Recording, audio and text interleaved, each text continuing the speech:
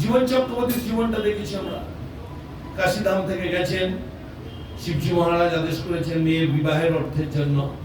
সনাতন গোস্বামীপাদের কাছে গেলেন, গোস্বামীপাদকে বললেন যখন দিতে হবে, গোস্বামীপাদ বললেন আমি তো সন্ন্যাসী, আমার কাছে কি আছে, কিছু নেই। বলে আচ্ছা আপনার কাছে।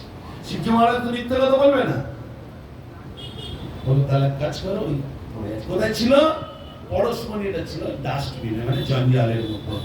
তো যখন দিলেন গোস্বামীপাদ, নিলেন যখন, নিয়ে কিছুক্ষণ চলে যাওয়ার পরে চিন্তা করছে যে নিশ্চয়ই ওই ঠাকুরের কাছে, সন্ন্যাসীর কাছে আরো কোনো মহামূল্যবান জিনিস আছে।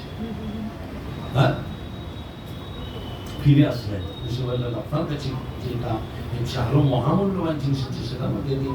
বলে নেবে? বলে কি বললেন? দিলেন তো? কি দিলেন?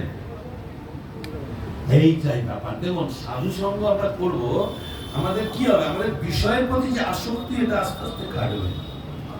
বিষয়ের যে প্রীতি আছে আমার, বিষয়ের প্রতি যে আমার আকাঙ্ক্ষা, ভালোবাসা, এই সাধু সঙ্গের প্রভাবে এটা কাটবে।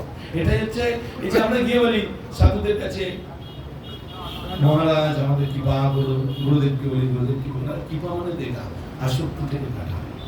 আসল বিষয়ের প্রতি যে আসক্তি, জাগতিক আসক্তি, এই আসক্তিটা কাটিয়ে পরমার্থে সে আসক্তিটা, ঠিক আছে?